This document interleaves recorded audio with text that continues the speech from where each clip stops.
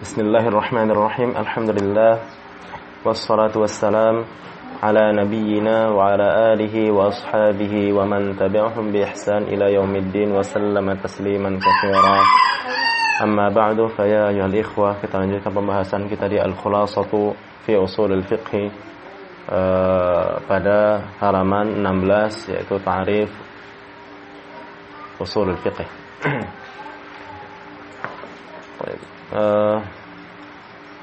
Tentang Mas Joko, coba baca. Ya, Setian. Nomor siapa nih? Ta'rif usul al-fiqh. Qabla al-khawd fi mabahith usul al-fiqh يجب علينا أن نتصور هذا العلم. Enggak lah, an natasawwar. Kayaknya apa sih? Ada an kan? An natasawwara. An natasawwara. Oh. Wa. Kok tasawwur? Yalah, fa'ala ya. Tafa'ala ya tafa'alu. Tafa'ulan. Ya, ini fi'il. Fi'il ada am. Fi'il mudhari'. Bukan? Ya tafa'alu. Astagfirullah.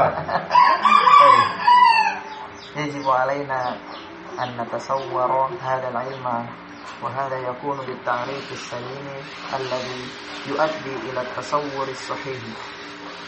وكلمة أصول الفقه لها معنيان، معنى في اللغة معنى في اللغة ومعنى في الاصطلاح. طيب.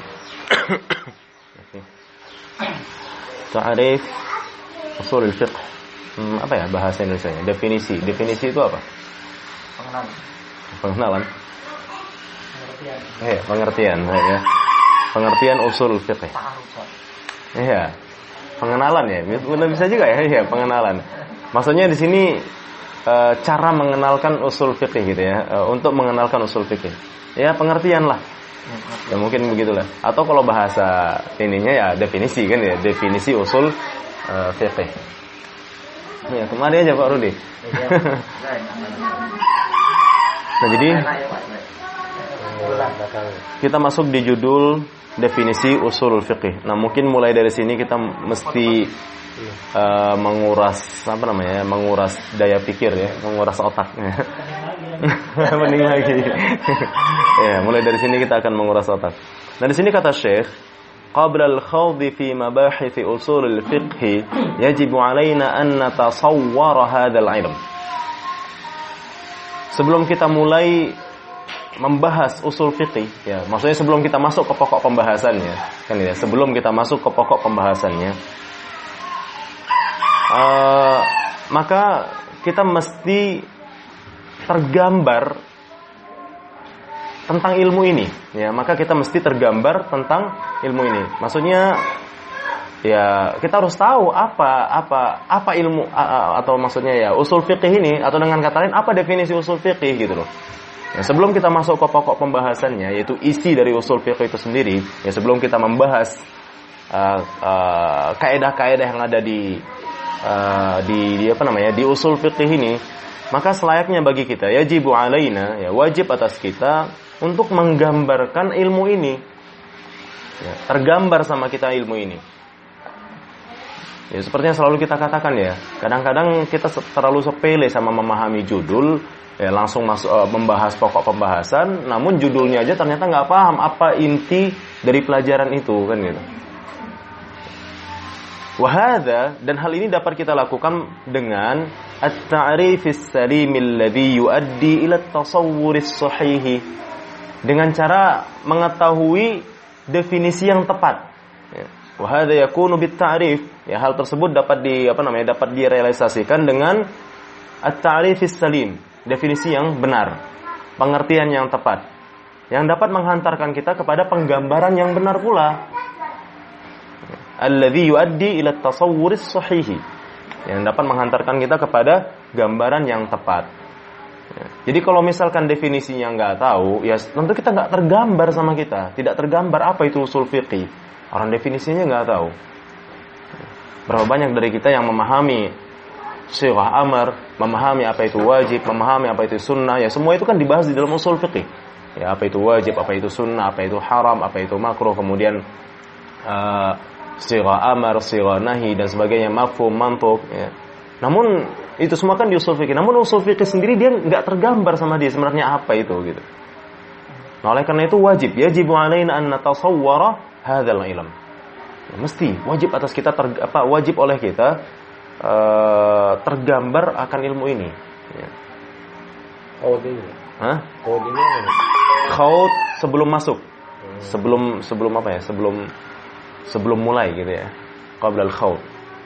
Sebelum masuk ke pembahasan usul fikih, pokok pembahasannya. Jadi sebelum kita masuk ke pokok pembahasannya, ya, maka wajib bagi kita menggambarkan ilmu ini. Ya, wajib bagi kita tergambar akan ilmu ini. Ya, an natasawwara hadzal ilm. Dan ini dapat kita lakukan, maksudnya tergambarnya ilmu ini di otak kita itu dapat kita lakukan dengan mengetahui ta'rif yang tepat. Definisi yang benar, wa hadza yakunu bit-ta'rif as-salim. Ya, ini terjadi dengan ta'rif as-salim. Jadi hal tersebut bisa terjadi dengan definisi yang tepat, alladzi yang mana definisi tersebut yuaddi ila at-tasawwur as-sahih. Ya, dapat menghantarkan kita kepada penggambaran yang benar tentang ilmu usulul fiqh. Wa kalimatu usulil fiqh laha ma'nayan. Dan ungkapan usul fiqh itu punya dua maksud. Ya, ungkapan usul fiqh itu punya dua makna, punya dua arti. Ya. Jadi ungkapan usul fiqh itu punya dua arti. Makna yang pertama, makna secara bahasa. Makna yang kedua, makna secara istilah. Ya, jadi ketika kita bilang usul fiqh, itu maknanya ada dua. Ada bisa jadi makna secara bahasa, bisa jadi makna secara istilah. Kan gitu.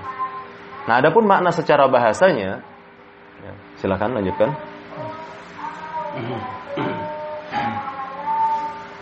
Al-awwal usul fiqh lughatan qabla an takuna kalimatu usul fiqh 'alaman 'ala al-fann al-makhsus kanat murakkaban idafiyan min kalimatayn usul wa fiqh. Al-aslu lughatan ma yanbani 'alayhi ghayruhu والفرع ما ينبني على غيره. نعم. طيب. والفقه لغة.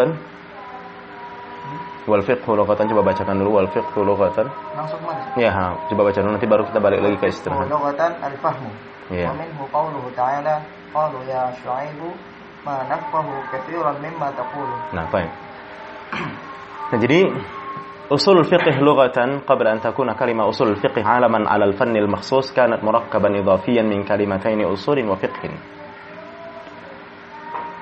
Nah, tadi kan kita katakan bahwasannya ungkapan usul fiqh ini kan punya dua makna. Makna secara bahasa dan bisa jadi makna secara istilah ketika kita bilang usul fiqh. Maka adapun maknanya secara bahasa, ya, maka di sini dijelaskan oleh penulis, oleh Syekh ya.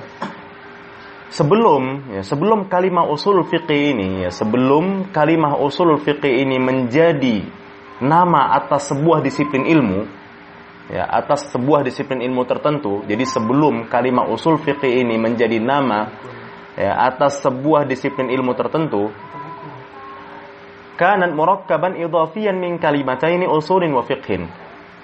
Maka sebelumnya dia itu merupakan susunan idhafah yang terdiri dari dua kalimah usul dan kalimah fiqh. Ya, jadi sebelum kalimat kata usul fiqh sama kayak begini, ikhwah. Sebelum Abdul Wahid itu nama menjadi nama saya, itu terdiri dari kalimat abad dan wahid. Abad itu artinya hamba, al-wahid artinya adalah Allah. Kan gitu ya. Jadi Abdul Wahid artinya adalah hamba Allah. Yang artinya berarti Septian juga Abdul Wahid, Pak Rudi juga Abdul Wahid, Bang Budi juga Abdul Wahid. Nah, ini secara bahasa. Tapi secara istilah Abdul Wahid itu adalah saya. Jadi sebelum kalimat Abdul Wahid menjadi nama saya, kan gitu ya. Maka kalimat Abdul Wahid itu adalah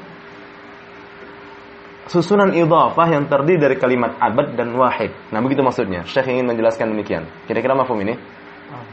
Paham, Mas? Paham ya? Paham. Nah, jadi sebenarnya sebelumnya ini adalah merupakan susunan idhafah yang terdiri kalimat usul dan fiqh. Ya. Sebelum dia menjadi nama sebuah mata pelajaran tertentu. Sebelum Abdul Wahid menjadi nama manusia tertentu, nah gitu loh. Ya, sebelum Abdul Wahid menjadi nama manusia tertentu. Mafhum ya? Baik. Maka lalu apa itu usul? Kan kalau tadi Abd itu hamba, Al-Wahid Allah. Nah, kalau di sini apa itu usul? Maka fal aslu lughatan ma yanbani alaihi ghairuh. Asal itu adalah sesuatu yang selainnya terbangun, terbentuk di atasnya. Nah, jadi asal itu, ya, jadi usul itu jamak dari asal ya. Usul jamak dari asal. Dan asal itu secara bahasa adalah sesuatu yang selainnya terbentuk di atasnya. Ya. Jadi sesuatu yang selainnya terbentuk di atasnya. Nah begitu. Ya, sesuatu yang selainnya terbentuk di atasnya. Sesuatu Yang selainnya terbentuk di atasnya. lainnya Terbentuk. di atas. Iya, di atasnya. Ini asal. Asal. Sesuatu yang selainnya terbentuk Di atasnya. Berarti ini pondasi lah ya. Ya, umpama seperti aslul jidar kita katakan. Aslul jidar berarti adalah Tanah. aslul jidar kok tanam. Aslul jidar berarti adalah asas, fondasi. Ya kan aslul ini kan jidar. Nah, asal jidar apa? Kan asal itu kan sesuatu yang selainnya terbentuk di atasnya. Nah, dinding terbentuk di atas fondasi. Berarti aslul jidar adalah fondasi. Oh iya. Paham kira-kira? Berarti aslul jidar adalah fondasi. Nah, paham sampai di sini, Mas Joko? Paham ya? Asal bangku adalah asal apa namanya? Kursi ini adalah plastik. nah, begitu. Ya kan gitu ya. Asal bangku ini adalah plastik. Kan begitu. Ya karena memang bangku tersebut terbentuk dari plastik. Ya pokoknya asas dari segala sesuatu lah. Ya asas dari segala sesuatu. Atau dengan kata lain begini, sesuatu itu terbentuk darinya. Ya, sesuatu itu terbentuk dari si asal itu. Hah? Ya kalau manusia, siapa yang bilang? Ya kalau manusia asalnya ya mani, kemudian kalau mani ditanya lagi asalnya ya bapaknya kalau di atas, ya kan gitu. Enggak lah. Ya kan karena tulang dengan daging itu berbarengan ya bisa dibilang sampai nggak bisa kita bilang bahwa asal daripada tubuh manusia adalah tulang. Ya karena memang nggak tepat kan gitu ya. Jadi pokoknya asal daripada sesuatu. Intinya yang terbangun sesuatu itu yang terbangun selain daripadanya di atasnya gitu loh. Di atas dianya. Selain daripadanya. Misalkan ini sebuah asal. Nah, selain daripada dia ini itu terbentuk selainnya. Ya. Itulah namanya asal. Terbangun darinya, ya, terbangun darinya, terbentuk darinya. Itulah yang namanya asal. Ini umpama asal, ini umpama asal, maka selain daripada dia ini terbentuk darinya. Nah, itu berarti karena yang lainnya terbentuk darinya, itulah yang dibilang asal. Kalau sesuatu itu tidak terbentuk darinya, maka itu bukan asal. Oleh karena itu di sini Syekh sengaja memberikan definisi untuk para lawan daripada asal. Supaya apa? Semakin bisa memahami makna daripada asal. Jadi asal secara bahasa adalah sesuatu yang terbentuk darinya selainnya. Atau sesuatu yang selainnya terbentuk darinya. Ya, sesuatu yang selainnya terbentuk darinya. Nah, maka lebih lanjut Syekh menjelaskan, walau ini nggak ada hubungannya, ya, namun Syekh tetap menjelaskan apa itu al-far'. Kenapa? Tujuannya adalah agar semakin bisa paham terhadap si antonimnya. Ya, karena saat kita memberikan definisi antonim bagi si sesuatu, ya kan gitu ya, itu akan lebih menambah daya paham gitu ya. Maka dikatakan di sini wal far'u, sementara kalau cabang itu, ya, jadi kalau asal itu sesuatu yang terbentuk di atasnya selainnya, sementara kalau cabang itu sesuatu yang dia terbentuk di atas selainnya gitu loh. Ya. Jadi kalau misalkan tadi asal itu yang lainnya terbentuk di atasnya, sementara kalau cabang itu dia terbentuk di atas selainnya. Nah, itu cabang. Jadi misalkan dinding ini cabang berarti. Ya, ini berarti cabang. Kenapa? Karena dinding ini terbentuk di atas lainnya, Sementara kalau asal, yang lainnya justru terbentuk di atasnya. Berarti ghairihi mesti ghairil asal ya. Yang mana? Ala ghairil asal. Yang asal. Enggak yang fara. Mayan bani. Enggak lah. Ma yambani ala ghairi ma. Ya kan? Ma yambani ala ghairi ma. Ma itu apa? Al-fara. Ya kan? Karena makan khabarnya al-fara. Wal far'u ma. Fara itu adalah ma kan gitu kan? Wal far'u ma. Fara itu adalah sesuatu. Nah, jadi sesuatu yang bagaimana? Ya, maka di jumlah silalah kalau kita ingin menemukan isi-isi mausul seperti yang saya katakan kemarin kan? Iya, Paham ya? Jadi sesuatu yang selainnya yang dia ya ma yambani ala ghairihi. Ya. Sesuatu yang dia terbentuk di atas selain sesuatu tersebut. Paham kira-kira ini bahasanya nih? Cabang maksudnya. Hah? Ya cabang ya. Enggak lah, kan begini. Asalan. Ini kan sesuatu. Ini umpama ini sesuatu ya. Yang kita nyatakan sebagai fara tadi. Kan gitu ya. Ini sesuatu yang kita nyatakan sebagai fara. Fara adalah sesuatu. Ini kita bilang sesuatu ya. Sesuatu itu sesuatu ya. Jangan ditakyin ya. Karena sesuatu itu kan umum. Ya. Seperti yang kita katakan kemarin, yang dikatakan oleh Syekh kemarin, apa namanya di mana kemarin tuh? Annama wudi'at lil umum. Ya, annama wudi'at lil umum. Jadi jangan ditakyin dulu sesuatu. Nah, kemudian wah, gawat, nggak bisa minum.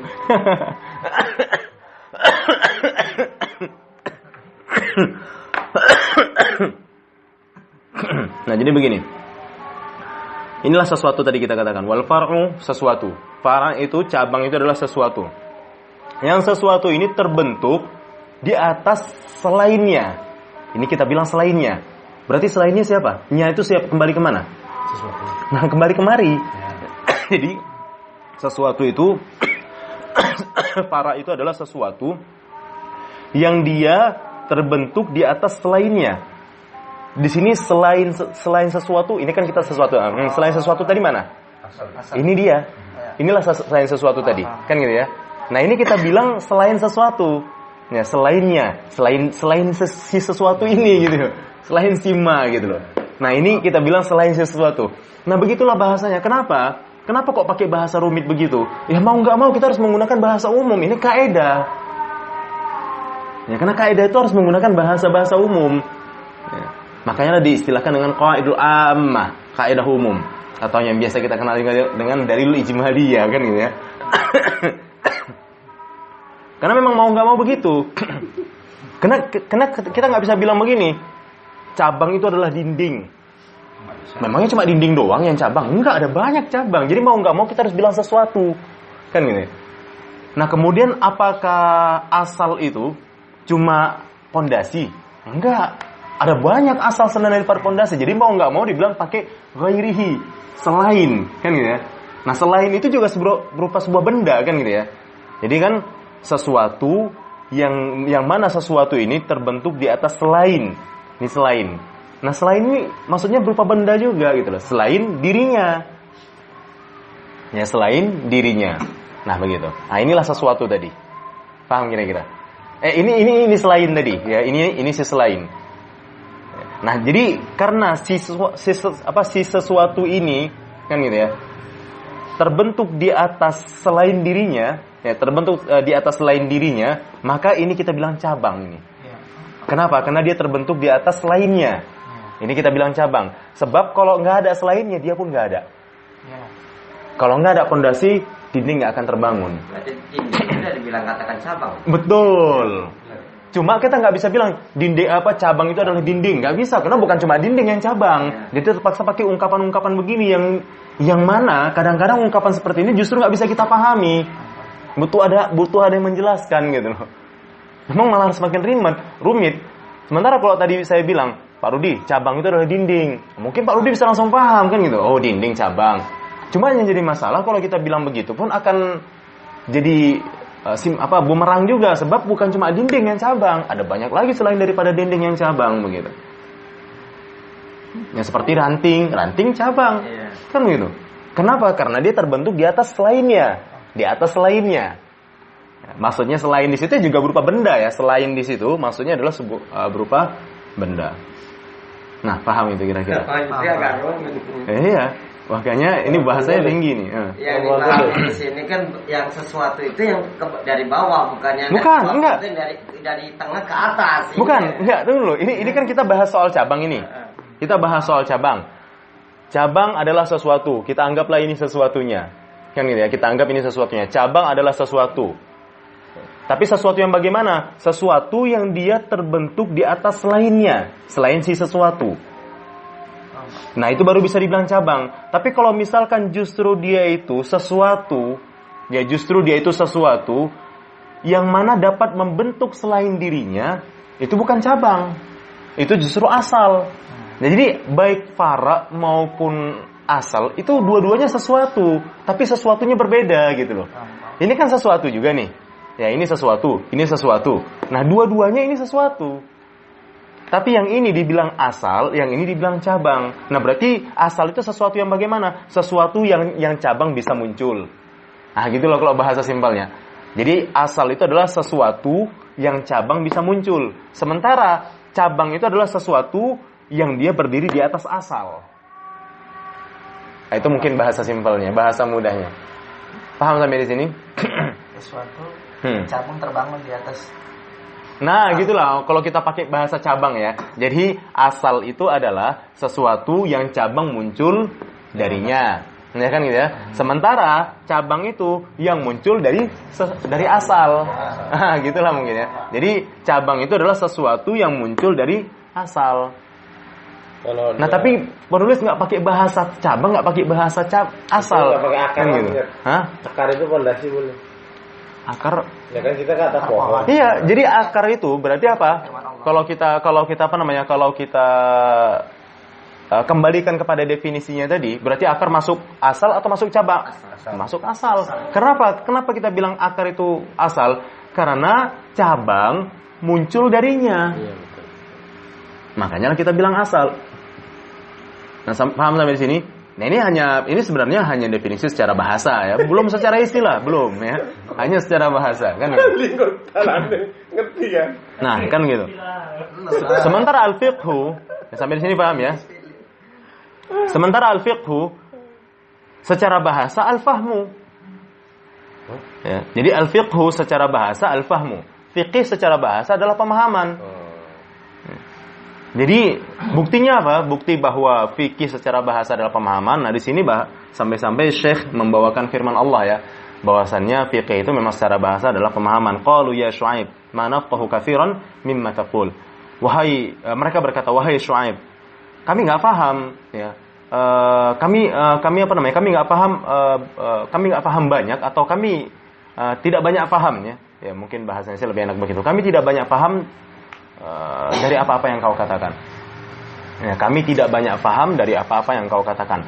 Nah, mana di situ paham? Nafqah. Nah, berarti fiqh itu artinya adalah pemahaman. Nah, secara bahasa. Berarti kalau kita satuin ya, berarti kalau kita satuin, tadi saya ulangi ya, bahwa ungkapan usul fiqih itu kan punya dua maksud. Ya, ungkapan wa kalimatu usul fiqih laha ma'nayan. Ungkapan usul fiqih itu kan punya dua maksud. Maksud yang pertama, maksud secara bahasa, dan maksud yang kedua, maksud secara istilah. Nah, tadi kita sudah terangkan maksud secara bahasa. Berarti apa maknanya usul fiqih secara bahasa? Nah, dasar pemahaman. Nah, kira-kira dasar-dasar pemahaman itu apa? Ya, pemahaman tentunya kita tahu ya, pemahaman. Jadi dasar pemahaman itu apa? Iya. Jadi sebenarnya ke situ arahnya. Kan gitu. Itulah dasarnya kan. Karena pemahaman itu munculnya dari mana? Dari Quran dan Sunnah. Pemahaman itu muncul dari situ. Nah, berarti pemahaman cabang Quran dan Sunnah asal. Kan gitu. Paham kan? Pondasinya berarti Quran dan Sunnah. Nah, dari situlah terkuak tercabang gitu ya. Iya, dari situlah bercabangnya pemahaman. Nah, berarti karena dari Quran dan Sunnah bercabangnya pemahaman, makanya lah Quran dan Sunnah dibilang usul. Ini secara bahasa. Ya, secara bahasa. Dan bukan cuma itu aja yang bisa dibilang usul. Maksudnya apa? Bukan cuma Quran dan Sunnah saja yang bisa dibilang usul. Ya, karena kan secara bahasa. Sama seperti Abdul Wahid. Bukan cuma saya yang bisa dibilang Abdul Wahid. Semua kita juga bisa dibilang Abdul Wahid secara bahasa. Tapi secara istilah yang Abdul Wahid ya saya kan gitu ya. Ya, yang ini Pak Rudi, yang ini Budi, yang ini kan gitu kan. Semua. Iya, cuma semuanya ya Abdul Wahid kan gitu. Paham ya? Nah, ini secara bahasa. Abdul di situ selamat semua. Di situ. Jadi kalau dalam pemahaman keluar dari Al-Quran dan Sunnah kan ada yang selamat, ada yang menyimpang. Pemahaman yang keluar dari Quran dan Sunnah ada yang selamat.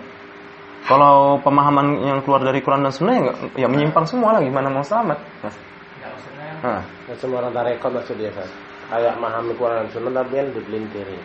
Mungkin ya gitu kan. Oh, yang jelaskan begini, intinya sumber pemahaman tetaplah Quran dan Sunnah terlepas dari cara mereka memahaminya itu salah atau benar, itu ya itulah disinilah kita pelajari.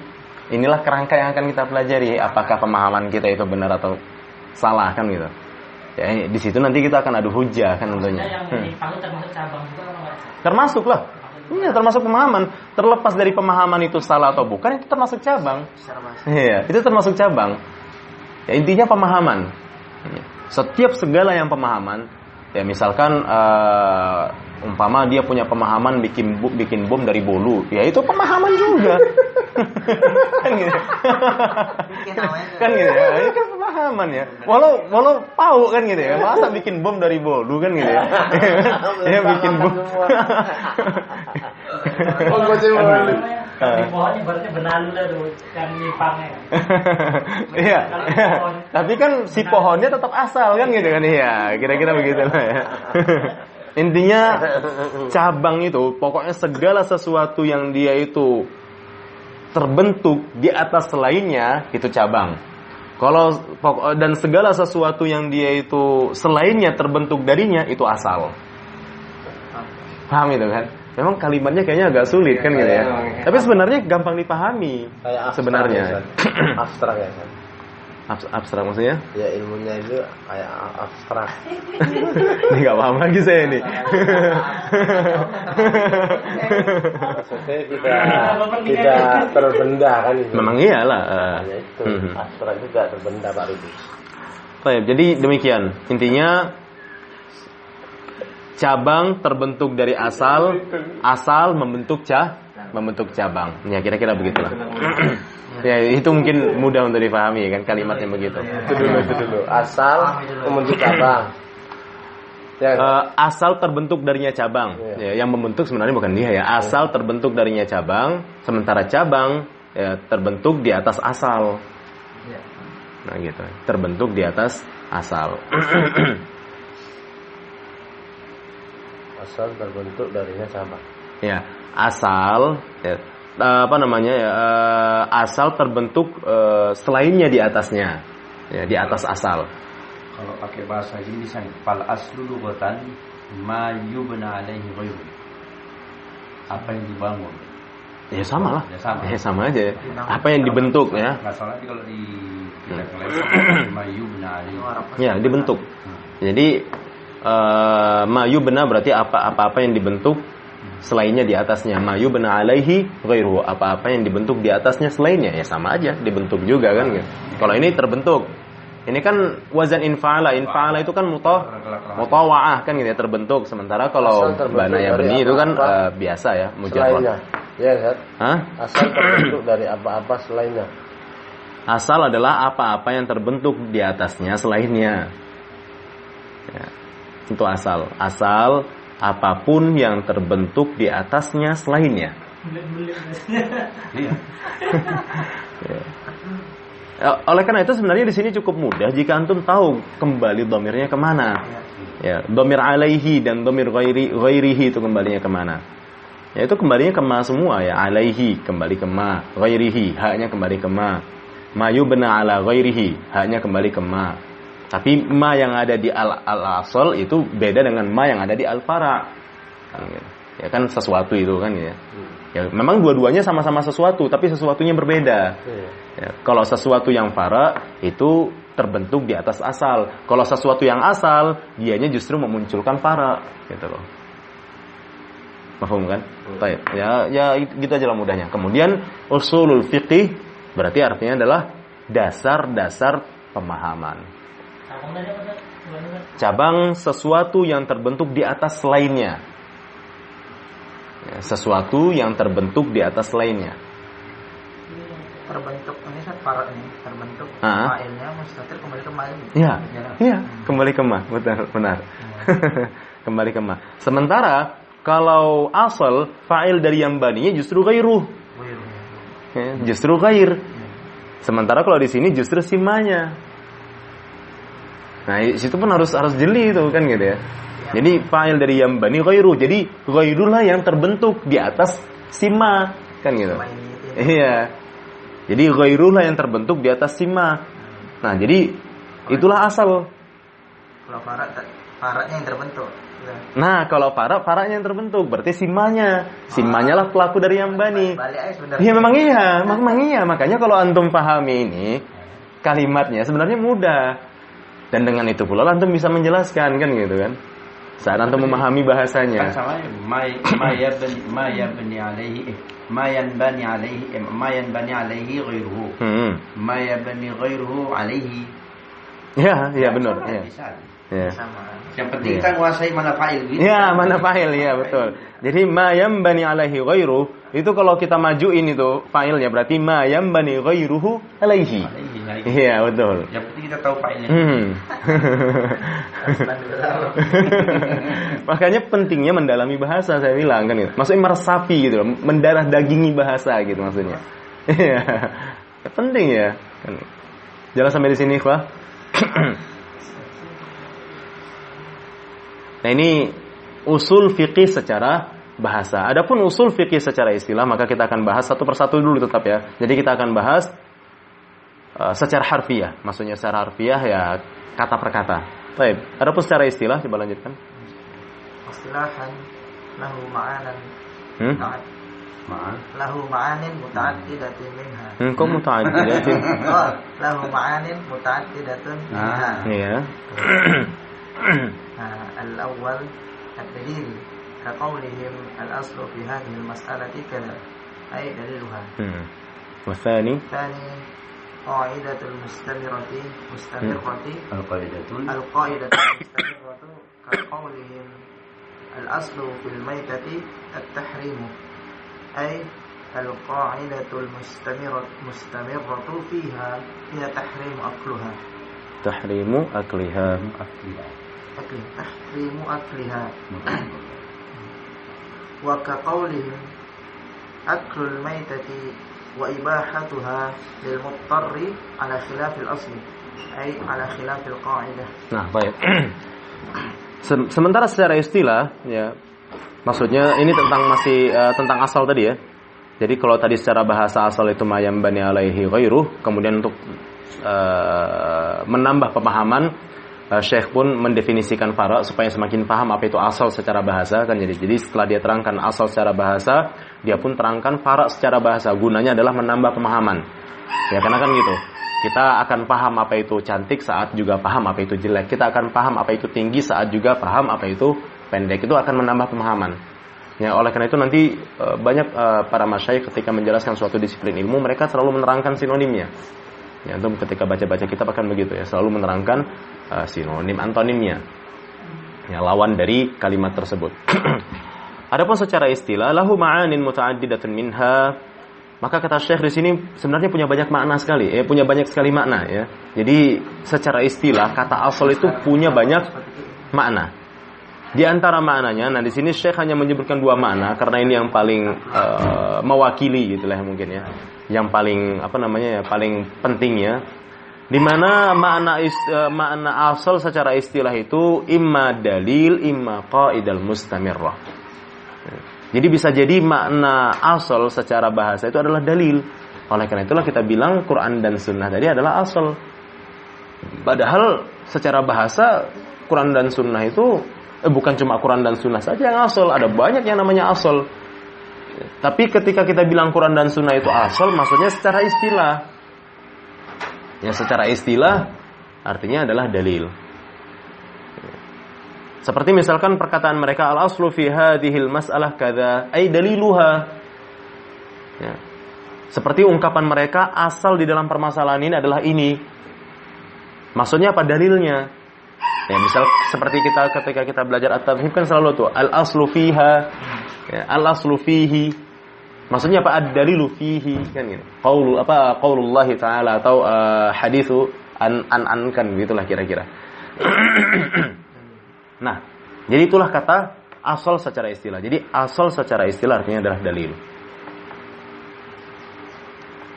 Sementara secara kaidah ataupun yang kedua ya, tadi karena kan tadi dikatakan bahwasannya makna asal secara istilah itu ada banyak makna, di antaranya dalil dan kaidah mustamirrah, dan di sini Syekh hanya menyebutkan dua karena ini yang terpentingnya ya. Bisa jadi maksud daripada kalimat asal secara istilah itu maksudnya adalah kaidah. Ya seperti ungkapan mereka, iya kaidah baku, ya, kaidah yang terus menerus. Ya, kaidah yang terus menerus, kaidah asal.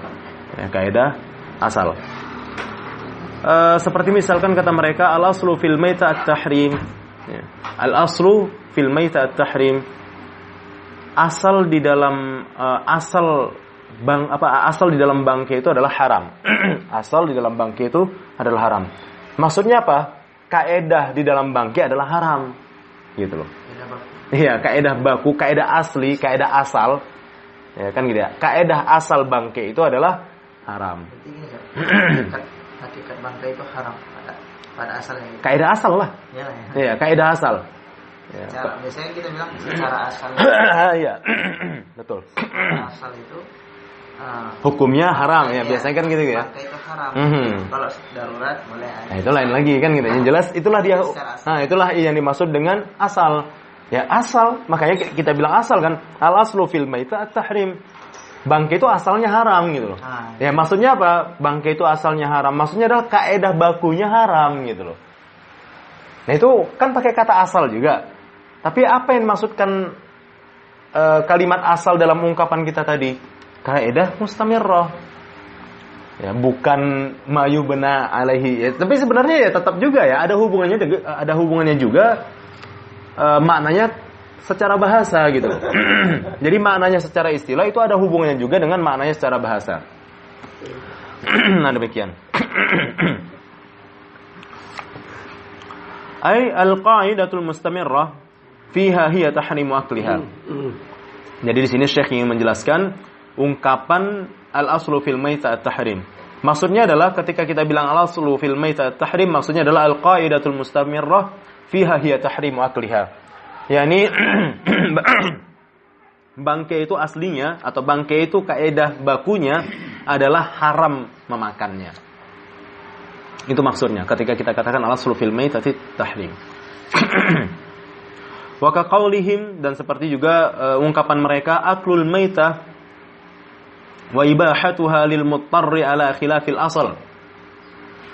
Kan ada ungkapan mereka bahwa makan bangkai dan bolehnya memakan bangkai ya, atau dan bolehnya bangkai itu bagi orang yang darurat ya, bagi orang yang darurat itu menyelisihi asal. Maksudnya apa? Menyelisihi kaidah gitu loh.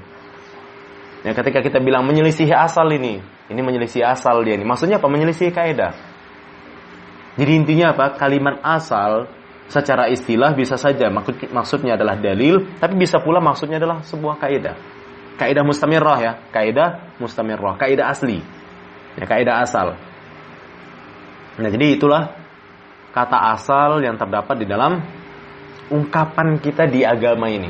Jadi bisa jadi ketika muncul kata asal itu maksudnya adalah secara bahasa. Ketika kita bilang asal bisa jadi maksudnya secara bahasa, tapi bisa jadi maksudnya secara istilah. Dan secara istilah pun maknanya bisa banyak maksud juga. Jadi saat kita maksudkan secara istilah pun maknanya ada banyak. Bisa jadi maksudnya adalah dalil ketika kita bilang asal. Kan gitu. Misalkan asal wajibnya sholat adalah aqimus sholat. Kan gitu ya. Itu. Maksudnya apa? Dalil wajibnya sholat adalah aqimus sholat. Kan gitu ya. Nah, demikian. Itu asal. Kita pakai asalnya adalah kan, dasarnya adalah, maksudnya dalilnya adalah. Nah, itu secara istilah. Tapi bisa jadi juga ketika kita bilang asal maksudnya adalah kaidah mustamirrah, seperti misalkan kita bilang bangkai itu asalnya adalah haram. Maksudnya apa? Bangkai itu kaidah bakunya adalah haram. Kaidah aslinya adalah haram. Nah, itu dia. Nah, demikian. Wal fiqhu lughatan al-fahmu. Sementara fikih secara bahasa adalah al-fahmu. Sebagaimana yang tertera dalam firman Allah. Adapun secara istilah, ya, lanjutkan. Istilahan ma'rifatul ahkam asy-syar'iyyah allati tariquha al-ijtihad. Lanjut. Wa dzalika kal 'ilmi bi anna an-niyyata fil wudu'i wajibatun wa anna al-witra mandubun wa anna tabayyitan niyyati min al-laili syartun fi shaumi ramadhan wa anna az-zakata wajibatun fi mal as-sabiyyi. Sabiyyin, anak bayi, anak kecil ya. Fi mali sabiyyin. Fi mali sabiyyi. Fi mali sabiyyi. Wa ghairu wajibatin fi حل المباح في الحل في حال المباح في الحل المباح في حل المباح وأن القتل مثقل apa nih bacanya, bimusaqqal atau bimithqal ya? Kalau mithqal isim alah ya. Kan gitu, mithqalin isim alah. Kalau bimusaqqalin berarti isim maf'ul. Ya. Tapi bisa juga ya. Bisa juga bimusaqqil. Berat itu. Sesuatu yang berat. Beban. Iya, beban. Warna fatsla bimusaqqalin. Bimithqal, kalau mithqal saqulaya 10 berat ya, berarti mithqal ala. Oh, enggak bisa ya. Saqulaya 10 berarti bimusaqqal lah. Ya, bimusaqqal. Wa anna al-qatla bimusaqqal yujabul qisas. Ya. Yujabul qisasu. Nah, wastilahan, sementara fiqih secara istilah mengenal hukum syariat yang caranya ijtihad. Ya. Jadi mengenal hukum syariat yang caranya ijtihad. Maksudnya cara mengenalnya. Secara apa itu? Secara istilah. Jadi fiqih secara bahasa kan pemahaman. Adapun pemahaman secara istilah itu maksudnya adalah mengenal hukum-hukum syariat yang caranya, ya, ini kembali ke mana nih berarti? Ma'rifah. Iya, kembali ke ma'rifah. Yang cara mengenal hukum-hukum syariat tersebut adalah ijtihad. Oh, berarti kalau yang bukan ijtihad bukan fiqih. Ya, kalau menurut definisi bukan. Ya, kalau menurut definisi ini, ya, karena di sini dikatakan fiqih ataupun pemahaman itu secara istilah adalah mengenal hukum-hukum syariat yang melalui thariqah ijtihad. Kalau bukan melalui thariqah ijtihad berarti bukan fiqih berdasarkan definisi ini ya. Ya, artinya wajibnya sholat itu bukan fiqih, wajibnya puasa itu bukan fikih, haramnya zina itu bukan fikih. Kenapa? Karena itu enggak ijtihad, itu qat'i. Kan begitu. Ya, menurut definisi ini. Ya, jadi menurut definisi ini fikih secara istilah, ya, kalau ketika dibilang fikih itu berarti artinya apa? Suatu pengetahuan terhadap hukum-hukum syariat yang sifatnya ijtihad. Itulah yang namanya fikih. Ya. Jadi fikih secara istilah, ketika kita bilang, oh ini fikihnya dia, maksudnya apa? Artinya dia mengenal hukum syariat tersebut melalui thariqah ijtihad. Wadzalika, contohnya, kal ilmi bi anna an-niyyah fil wudu' wajibah. Ini ijtihad. Berarti bukan? Iya, bukan qat'i. Kal ilmu seperti pengetahuan, ya, ataupun kal ilmi bi anna niyyah, bahwa niat pas wudu itu wajib, itu ijtihad. Ini bukan qat'i. Soalnya Imam Hanafi enggak wajib niat. Iya. Ya, ijtihad, makanya ini ijtihad kan gitu. Jadi bi anna niyyah fil wudu wajibah. Ini baru namanya fiqih secara bahasa. Wa annal witra mandub. Witir mandub. Itu iya mustahab, fiqih. Kenapa kita bilang ini fiqih? Allati tariquhal ijtihad. Wa anna tabyitan niyah minal laili syartun fi shaumi Ramadan fiqih. Jadi niat kita sudah bermalam ya pada malamnya bulan Ramadan ya gini. Niat kita sudah bermalam pada malam, artinya apa? Kita melakukan niat di malam bulan Ramadan ya. Ini di malam di malam puasa tersebut lah ya. Itu merupakan syartun fi shaumi Ramadan, itu syarat di dalam berpuasa Ramadan. Ya, syartun fi shaumi Ramadan. Tapi ini fiqih. Ya. Ini fiqih, yaitu apa? Pengetahuan terhadap hukum syariat yang dibangun di atas jalan ijtihad. Belum juga ya masalah niat terus kemudian dianggap masalah pokok apa? Qat'i. Iya, Ini fiqih ini. belum Iya. langsung bidah. Ini fiqih ini. Wa anna tabyitan niyyati minal laili syartun fi shaumi Ramadan. Ijtihad. Kenapa ini fiqih? Jadi pandangan tadi, yaitu pandangan ataupun pengetahuan bahwa niat itu harus berada di malam hari, ya, harus sudah dilakukan di malam hari, tabyid, ya, tabyid maksudnya dilakukan di malam hari, bermalam, Memalamkan niat. Iya, memalamkan niat, iya gitu lah. Kalau memang lucu ya kalau di bahasa Indonesia kan jelek sekali memalamkan niat ini. Jadi anna tabyitan niyati, memalamkan niat di malam hari itu merupakan syarat di dalam melakukan puasa Ramadan. Nah ini ijtihad. Ini sekali untuk sebulan apa tiap malam niat terus? Ini sesuai dengan kalimahnya wa anna tabyitan niyah minal lail. Fi syartun fi shaumi Ramadan. Ya, kalau berdasarkan ungkapannya ini, walau kita tahu di sana ada ikhtilaf ya, ada yang mencukupkan dengan satu malam doang, jadi di awal malam Ramadan yang dia wakilkan seluruh Sebulan. untuk sebulan penuh, ya, tapi Karena kan kalau memang puasa Ramadan cuma bulan Ramadan. siapa bilang puasa Ramadan cuma di bulan Ramadan? Bagaimana dengan ungkapan fa'iddatun min ayyamin ukhar? Ya, oleh karena itulah makanya mereka beranggapan bahwa itu merupakan syarat di setiap malamnya. Gak bisa. Ya banyak dalil lagi ya. Pokoknya antum bisa baca lah itu ya. Intinya begitu. Iya, pelan-pelan lah, pelan-pelan ya. Kita bahas usulnya dulu ya. Nanti kalau fikihnya nanti kita bahas insyaallah. Iya, tarifnya dulu kan ya. Kerangkanya dulu. Nanti kalau udah kerangkanya paham, pas kita bahas fikihnya insyaallah mudah. Ini nanti tazik. Iya, tadi itu betul, itu fikihnya. Betul, pas itu. Itu fikihnya. Ya ini usulnya kan gitu ya. Kan itu fikihnya, ini usulnya. Pas sekali, masyaallah. Iya. Baik. Wa anna zakata wajibah fi malis sabi. Ya. Menunaikan zakat itu juga wajib di terhadap harta anak. Ya, harta anak kecil. Nah, ini fiqih. Ini fiqih. Ya, itu apa? Artinya pemahaman ini, pengetahuan bahwa zakat itu wajib untuk anak kecil, harta anak kecil ya, hartanya anak kecil lah ya. Maka ini adalah sesuatu pengetahuan terhadap hukum syariat yang dibangun di atas ijtihad. Jadi ini ijtihad ini. Nah, ini termasuk ijtihad kata menulis. Wa ghairu wajibatin fil hilyil mubahi. Dan enggak wajib untuk perhiasan boleh. Ya, untuk perhiasan yang boleh. Jadi enggak wajib. Tapi wajib untuk perhiasan anak kecil. Namun enggak wajib untuk perhiasan yang boleh. Ya, jadi wajib mengeluarkan zakat harta anak kecil dan tidak wajib mengeluarkan zakat untuk perhiasan yang boleh. Nah, apa itu perhiasan yang boleh ya? Perhiasan.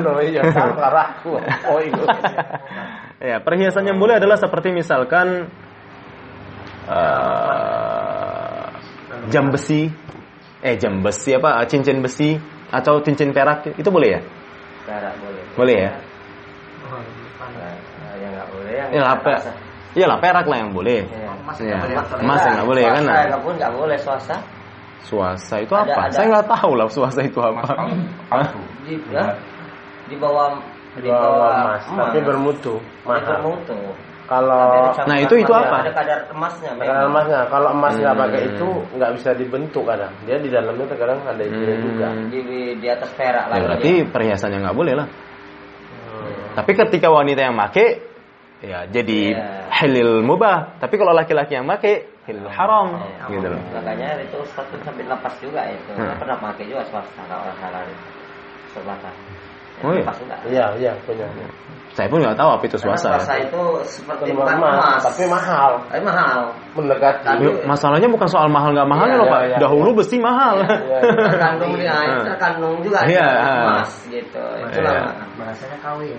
kawin ya, Kawin. masalah kawin. Ya begitulah pokoknya sesuatu yang perhiasan. Pokoknya perhiasan ya, perhiasan yang mubah. Jam umpama. Tapi tergantung ya, jam itu perhiasan atau bukan, tergantung niatnya. Kalau misalkan kita beli jam sebagai alat, itu berarti bukan perhiasan, nggak keluar zakatnya. Ya. Lagi. Hah? Ditelaah lagi. Iyalah. Ya kan itu kan alat. Ya kalau alat nanti apa pintu ini pun bisa keluar lah ini. Apa namanya ini? Pintu. Iya kan gitu, keluar zakatnya nih kan gitu ya. Jatuh nisabnya keluar zakatnya, ya kan gitu. Ya, kan alat itu kan gitu ya. Makanya kajiannya tinggi-tinggi tuh. Baik, kita belajar usulnya dulu ya. kita bahas usulnya dulu kan gitu. Iya, apa namanya itu? Apa namanya? Engkol. Apa namanya? Engkol pintu. Jatuh nanti zakatnya gawat kita kan gitu. Atau ini ya kan? Tuh, jatuh zakatnya. Enggak, maksudnya kok di anak perempuan sama enggak itu maksudnya kok dipakai kan? Maksudnya gimana? Itu tadi kok ada dipakai sama enggak sama. Mana? Mana ada? Wa ghairu wajibah fil halil mubahi. Ya. Dan enggak wajib keluar zakatnya pada perhiasan-perhiasan yang mubah. Oh. Enggak wajib zakatnya. Ini fikih. Kenapa kita bilang fikih? Karena pengetahuan hukum syariat yang melalui proses ijtihad. Kan gitu ya. Nah, itu fikih. Jadi nggak keluar misalkan berarti kalau misalkan perhiasan haram keluar zakatnya, ya keluarlah. Yang nggak keluar itu perhiasan mubah. Kalau perhiasan haram keluar zakatnya, gitu loh. Haram ini. Ya yang haram kita gunakan lah apa? Misalkan emas. Bagi laki-laki. Iya, tentunya kan gitu ya. Nah, artinya perhiasan kita tadi itu, ya kan kita beli tuh. Kita beli emas. Ya berarti kecuali emas tadi kita beli buat istri kita. Ya itu jadi perhiasan mubah lah bagi dia kan gitu ya. Ya udah nanti aja lah kita bahas itu. Intinya ini contoh daripada fiqih. Wa annal qatla apa tadi bacanya? Bimithaqqal ya. Bimithaqqal ya. Ya. Wa annal qatla bimuthaqqalin yujabul qisas. Nah, ini juga fiqih bahwa pembunuhan dengan alat berat itu wajib qisas. Ya. Jadi wajib qisas. Ini fiqih. Artinya berarti ada persisian di sana nih kan gitu. Pokoknya intinya karena ini dibangun di atas ijtihad berarti ada yang lain ini pandangannya. Ya, intinya ada pandangan lain di sana. Wallahu alam. Tapi inilah contoh daripada fiqih. Karena fiqih itu bukan qat'i. Fiqih itu ma'rifatul ahkam syar'iyyah allati tariquhal ijtihadi. Berdasarkan definisi ini ya. Mengenal hukum-hukum syariat melalui ijtihad. Iya, tariqah ijtihad. Tariqah ijtihad berarti di situ banyak yang lain juga. Ya secara otomatis lah namanya ijtihad. Nah, iya, pendapat yang berbeda. Intinya walau bisa saja ijma, tapi intinya itu selama dia ijtihad, walaupun ijma itu fiqih namanya. Ya selama itu ijma, selama itu ijtihad walaupun ijma itu tetap fiqih. Kenapa enggak qat'i? Ya kalau qat'i itu seperti misalkan wala taqrabuz zina, zina haram, itu qat'i. Fasholli li rabbika wanhar. Itu qat'i. Iyalah. Walaupun jangan dekati aja itu ada makna haram. Ya itu qat'i. Intinya itu qat'i. Keharaman zina itu qat'i. Iya, itu menurut Syekh. Gawat nanti ya. Abdullah Albani mendekati zina itu mubah. Iya, enggak ada. Itu qat'i itu. Iya, bukan fikih. Enggak, soalnya kan ada kan orang-orang Aceh itu apa? Ya apa tuh mana tuh ganja hukum di Quran nggak ada itu cuma. Nah kalau itu fikih, ya itu ijtihad, itu fikih. Iya. Nah kalau itu fikih, kenapa dibangun di atas ijtihad? Ya berdasarkan definisi ya, berdasarkan definisi. Adapun kalau Syekh Utsaimin karena dia mendefinisikannya berbeda, maka baik yang ijtihad ataupun yang qat'i itu fikih. Lain lagi. Iya, jadi dua-duanya sama-sama fikih namanya. Itu pasti. Sudah pasti. Tadi apa ya? Istilah bahasa atau apa tadi? Yang mana nih? Qat'i. Oh, istilah, bukan secara bahasa. Jadi ya itu sudah sudah menjadi istilah lah. Walau secara bahasa qat'i itu artinya hasad, terputuskan gitu ya. Putus ya, patah gitu ya. Iya, jadi ya terputuskan gitu. Artinya pasti. Nah, itu menjadi ungkapan-ungkapan istilah di dalam ilmu agama. Kalau masalah qat'i ini kalau ada orang menyelisihinya langsung kita bilang sesat. Iya. Itu kalau qat'i. Beda dengan ijtihad. Ijtihad nggak bisa kita bilang langsung bilang sesat. Kan gitu ya. Misalkan ini kita nggak setuju nih sama wajibnya bermalamnya niat pada puasa Ramadan, itu merupakan syarat katanya kan gitu. Nah, kita nggak setuju. Nah, kita nggak bisa bilang sesat ini yang berpemahaman, nggak bisa, itu ijtihad. Beda dengan qat'i kita bisa langsung putuskan ini sesat, bisa langsung putuskan.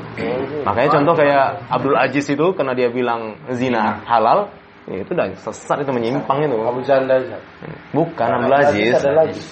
Ya yang bilang zina halal itulah. Nah, itu sesat. Kenapa? Ini karena itu perkara qat'i. Berlaku ya. Iya. Kan gitu. Nah, demikian. Berarti dia nggak tahu usul fikih lah itu. Bukan nggak tahu, justru mungkin sangki usul fikihnya mungkin bisa jadi. Ya nggak tahu lah ya apa. Makanya kita bilang kalau orang yang kayak gitu Bang, nggak bisa kita bilang nggak tahu. Nanti datang orang-orang apa ini nanti ulur jahal nanti gawat nanti nggak ada itu nggak tahu. Iya. Iya.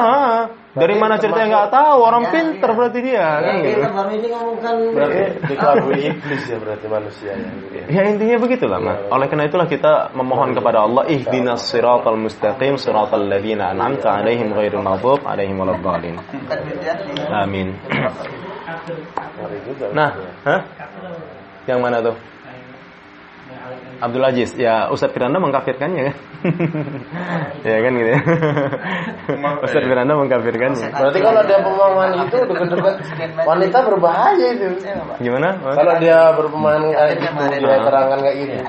Berarti kalau deket-deket tangganya itu berbahaya kan? Dia berbahaya menantem-nantem aja itu. Gak takut dosa kan? Enggak, harus ada keridhaan katanya. Ada persyaratannya juga tetap, harus ada keridhaan. Kalau pemerkosaan haram. Yang nggak boleh itu berzina dengan memperkosa kan beda ya. Sama-sama mau itu Zat. Iya, itu yang boleh. Tapi kalau memperkosa mau gempok lagi tuh kasih HP aja mau. selesai lah udah agamanya lagi. Diperjelas sama dia. Ya kita lanjutkan ya. Wa ghairu dzalik. Bacakan, Mas. Wa ghairu dzalika min al-masail الاجتهادية التي وقع فيها الخلاف بين العلماء بخلاف المسائل القطعية ini jelaskan ini. لا مجال فيها للاجتهاد Iya. بأن كانت معلومة من الدين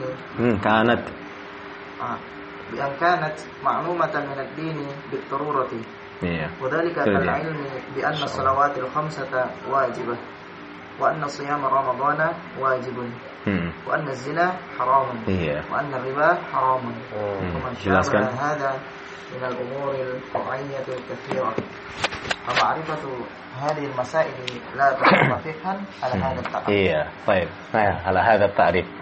Masya Allah penjelasannya ya. Ini sebenarnya mudah sekali. Antum baca sendiri insya Allah paham. Makanya kita halakoh ini ya. Jadi kalau misalkan ada pandangan saya yang salah, kritisi aja ya. Wa ghairu dzalika. Dan selain daripada itu semua, maksudnya contoh-contoh yang diutarakan oleh Syekh tadi ya. Wa ghairu dzalika minal masailil ijtihadiyah. Dari sekian banyaknya permasalahan-permasalahan ijtihadiyah allati waqa'a fiha al-khilaf bainal ulama. Yang terjadi yang terdapat perbedaan pandangan di antara ulama. Pokoknya seluruh ijtihad yang terdapat di dalamnya perbedaan-perbedaan di antara ulama itu ijtihad namanya. Ya itu ijtihad namanya. Dan itu fiqih berarti namanya. Kan gitu. Bi khilafil masailil qat'iyyah allati la majala fiha lil ijtihad. Jadi enggak ada lagi, ya. Jadi beda halnya dengan permasalahan qat'iyyah. Ya, beda halnya dengan permasalahan qat'iyyah yang mana enggak ada ruang di dalamnya ijtihad. Jadi enggak ada lagi ya kalau udah zina haram ya haram, enggak ada lagi ruang mubah kalau begini. Boleh kalau begini. Sunnah kalau begini. Kan gitu ya. Enggak ada ruang lagi. La majala fiha lil ijtihad. Enggak ada ruang lagi. Enggak ada ruang ijtihad di situ. Jadi beda halnya dengan. Tapi kalau misalkan permasalahan-permasalahan ijtihadiyah, waqa'a fihal khilaf. Jadi nggak mudah bagi kita keluar dari barisan Ahlus Sunnah. Kenapa? Memang waqa'a fihal khilaf bainal ulama. Tapi bi khilafil masail qat'iyyah allati la majala fiha. Ini lucunya kita sama permasalahan qat'iyyah udzur bil jahal, sama permasalahan ijtihadiyah iya, apa namanya ya? Sapu habis, kan ya? Sapu habis. Dibalik dia. Nah, dibalik, betul. Kan ini, dibalik, sapu habis. Nah, itulah dia kan ini. Padahal waktu mau apa ya? Giliran yang qat'i ya, kan gitu. Giliran yang qat'i udzur bil jahal, kan gitu ya. Kan berarti manhaj kita perlu diperbaiki ya ini. Oh. Des, di dalam kan, Des? Kayaknya ya di dalam. Kita menyelesaikan ini yang bagaimana? Oh, kalau ta'awudz kan sebenarnya jelas Pak ya. Ta'awudz itu kan jelas. Ini enggak usah ini enggak usah direkam lah ini. Jadi allati la majala fiha lil ijtihad. Singkatnya berbeda halnya dengan permasalahan-permasalahan qat'iyah yang tidak ada ruang padanya, yang tidak ada ruang di dalamnya untuk berijtihad. Bi an kanat ma'lumatan min ad-din bid-darurah. Ya karena memang permasalahan itu merupakan permasalahan yang maklum di dalam agama secara darurat. Seperti daruratnya kita tahu bahwa api itu panas gitu loh. Jadi zina haram itu pengetahuan seperti kita tahunya api itu panas. Anak kecil pun tahu api panas. Orang kafir. Iya, itu yang dimaksud dengan bid-darurah. Kan ini. Iya, orang kafir pun tahu zina itu enggak boleh. Iya, fitrah itu kan. Jadi bi an kanat ma'lumah, di mana keberadaannya itu maklum minad-din. Sangat maklum gitu loh. Maklum itu apa ya? Ya kan udah jadi bahasa kita juga ya, maklum gitu ya. Ini maklum ini kan gitu ya. Iya. Kan gitu. Ini maklum ini. Artinya ya sama-sama tahu lah gitu ya. Yang sama-sama kita ketahui gitu. Ya maklum minad-din. Bid-darurah bahkan ditambah lagi bid-darurah. Ya, seperti tahunya kita api itu panas ya. Enggak ada yang bilang, "Oh, api dingin, coba aja lah," kan ya. Cobalah kau kan gitu. Nah, demikian. Jadi biangkanan ma'lumatun min ad-din bid-darurah. Wa dzalika kal ilmi bi anna as-salawat al-khams wajibah. Contoh bahwa hal-hal tersebut termasuk perkara yang maklum min ad-din dengan darurat. Misal pengetahuan kita terhadap salat 5 waktu yang mana itu adalah wajib. Wa anna siyama Ramadan wajib. Bahwa puasa di bulan Ramadan itu wajib. Ini maklum minad-din bid-darurah.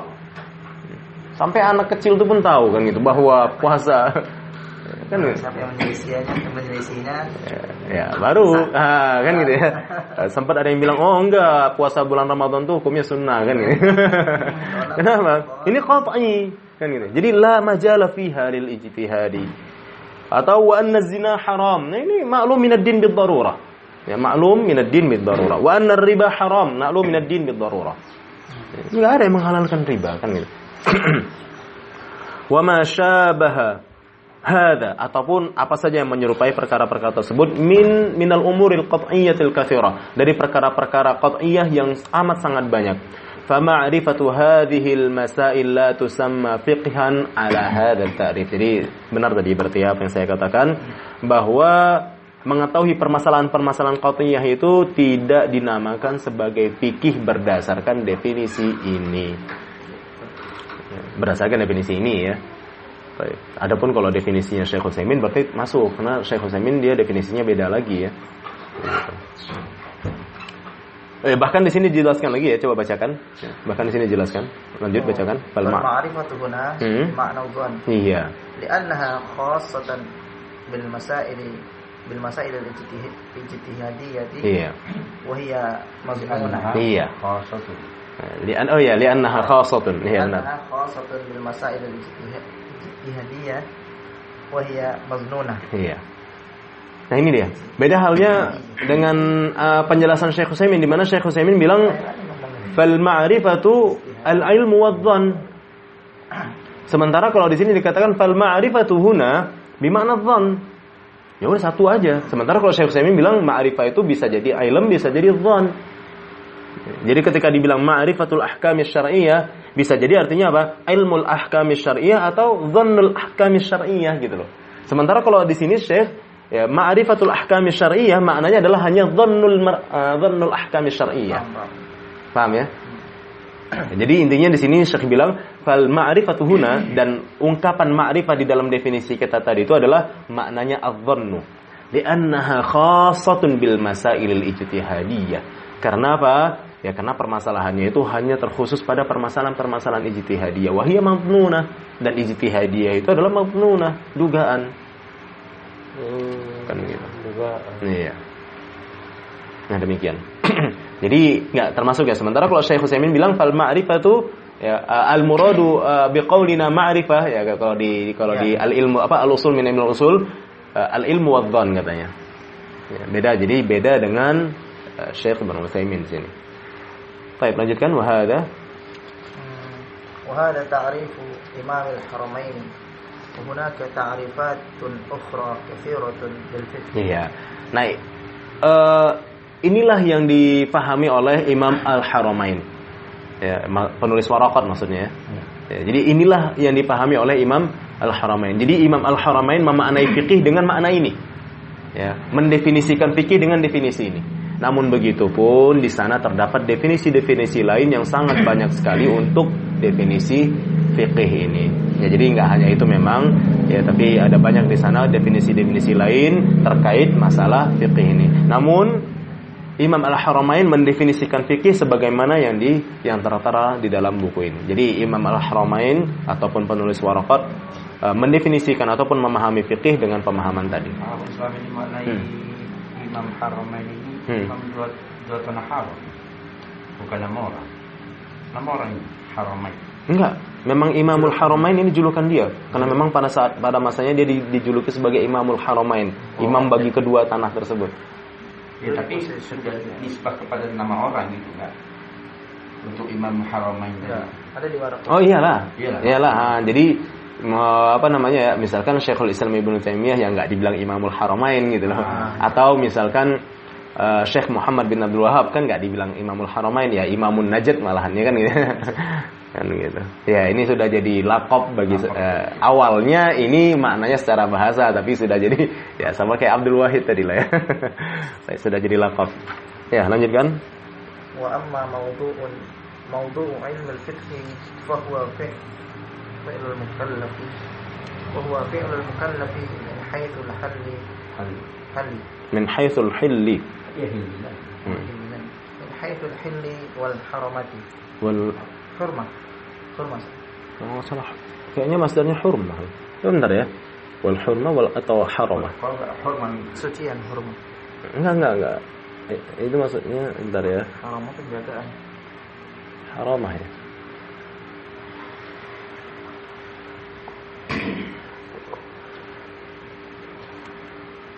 Cembaya bumi. Cembaya bumi. Iya, hurmah. من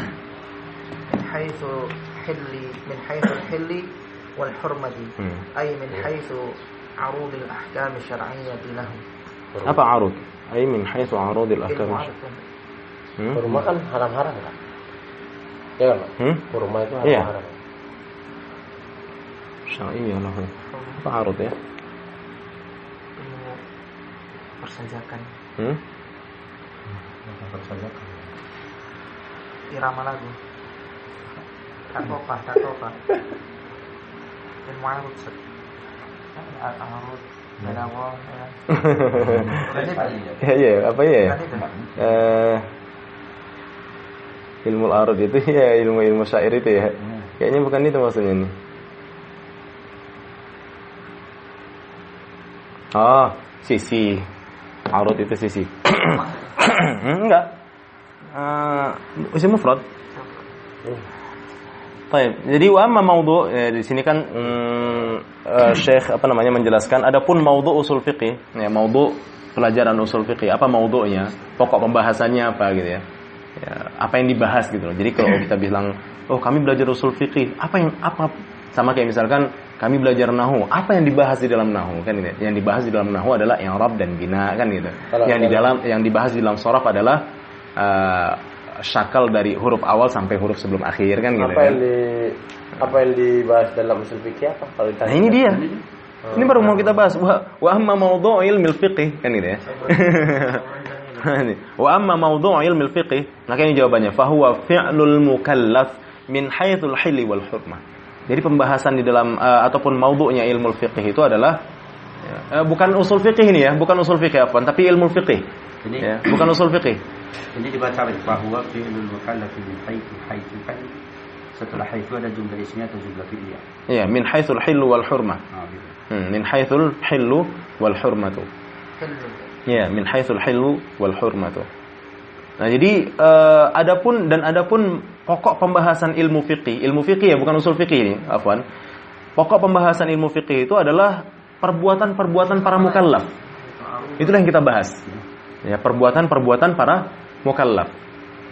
Jadi pembahasan ilmu fikih adalah perbuatan-perbuatan para mukallaf dari sisi kehalalan dan keharamannya. Maksudnya min haitsu arudil ahkami syar'iyyati lahu. Maksudnya dari segi ataupun dari sisi hukum-hukum syariat untuknya. Gitu loh. Ya. Jadi dari sisi hukum-hukum syariat untuknya. Nah, itu yang dimaksud itu maudhu' di dalam ilmu fiqih. Ya, ini kita belum masuk ke usul fiqih ya. Lanjut. Wa faidatuhu wa mastindaru. Wa mastindaruhu fa min al-kitabi was sunnati wal ijma'i wal qiyasi wa ghairi dzalika min al-adillati syar'iyyah. Iya, wa mastindaruhu adapun sumbernya, ya sumber ilmu fiqih, ya sumber ilmu fiqih fa min al-kitab was sunnah wal ijma' wal qiyas wa ghairi dzalika min al-adillati syar'iyyah. Sumber berasalnya ya memanjangnya terhubungnya gitu ya. Gimana pun bahasakannya. Ya wa mastindaduhu dan adapun sumbernya ya fa minal kitabi dari alkitab dan sunnah. Jadi sumber ilmu fikih itu adalah ya dari alkitab, dari sunnah, dari ijma', dari qiyas, dari selain itu ya minal adillati syar'iyyah, dari dalil-dalil syar'iyyah. Tapi yang muafik yang muttafaq itu kitab, sunnah, ijma' dan qiyas ya. Enggak ya. Qiyas ya qiyas muttafaq ya. Tapi saya ragu nih kalau qiyas ini muttafaq. Baik, demikian. Ya begitulah di sebahagian bagan gitu ya, ada tabel-tabelnya. Jadi tabel istimdadul fiqih, alkitab, was sunnah, wal ijma' wal qiyas. Wallahu a'lam. Wa faidatuh ya, coba baca wa faidatuh. Faidatuhu imtithalu awamir syar'i. Ya. Wajtinabu nawahihi. Al-muhassilani lil fawaid ad-dunyawiyyah wal ukhrawiyyah. Iya. Dan faidahnya, ya maksudnya faidah apa nih? Faidah ilmu fiqih ya. Ya, jadi dan faidah fiqih ya. Jadi kan tadi yang pertama maudhu' fiqih. Ya, maudhu' fiqih adalah fi'lul mukallaf. Istimdadul fiqih adalah alkitab, istimdadul fiqih minal kitab, minas sunnah, minal ijma', minal qiyas. Adapun faidatul fiqih imtithal awamir syara'. Jadi faidah ilmu fiqih itu adalah kita dapat mentaati perintah-perintah syariat. Ya, tunduk terhadap perintah-perintah syariat. Itulah faidah dari kita mengetahui ilmu fiqih. Jadi dengan kita memahami ataupun menguasai ilmu fiqih, kita akan bisa tunduk dan taat terhadap perintah-perintah syariat, wajtinabu nawahihi, dan menjauhi larangan-larangan syariat. Al-muhassilani lil fawaid. Yang keduanya itu dapat menghasilkan faidah-faidah ad-dunyawiyah wal ukhrawiyah, baik faidah di dunia maupun faidah di akhirat. Nah, demikian. Kita dapat tunduk, patuh dan taat pada syariat Allah. Ya, tunduk dan patuh itu faidahnya. Ya. Jadi faidahnya adalah tunduk dan patuh terhadap perintah-perintah Allah. Ya, tunduk dan patuh terhadap perintah-perintah Allah, wajtinab dan menjauhi larangan-larangan Allah. Ya, mentaati perintah-perintah Allah, perintah-perintah syarak dan menjauhi larangan-larangan syarak. Yang keduanya itu dapat memberikan faedah duniawiyah dan faedah ukhrawiyah. Nah, begitu. Itulah faedah dari kita mempelajari ilmu fiqih. Adapun sumbernya minal kitab, minal sunnah, minal ijma', minal qiyas wa ghairi dzalika minal adillati syar'iyyah. Adapun maudhu'nya fi'lul mukallaf. Nah, begitu. Mukallaf kita. Ya, kita adalah mukallaf. Yang terbebani oleh syariat. Itulah mukallaf. Ya, makanya kalau misalkan waduh saya terbebani nih dengan salat ini, memang kaum mukallaf kan gini. Ya enggak masalah ya. Tapi saya terbebani namun saya tetap menjalankannya karena itu perintah Tuhan saya. Wah, Masya Allah, imtisalan dia berarti. Iya. Imtisalan dia berarti. Nah, demikian. Jam berapa udah? Masih dapat? Enggak dapat lagi ya secara istilahnya ya. Yalah, insyaallah kita lanjutkan pada pertemuan berikutnya untuk makna usulul fiqih istilahan. Insyaallah. Kundul.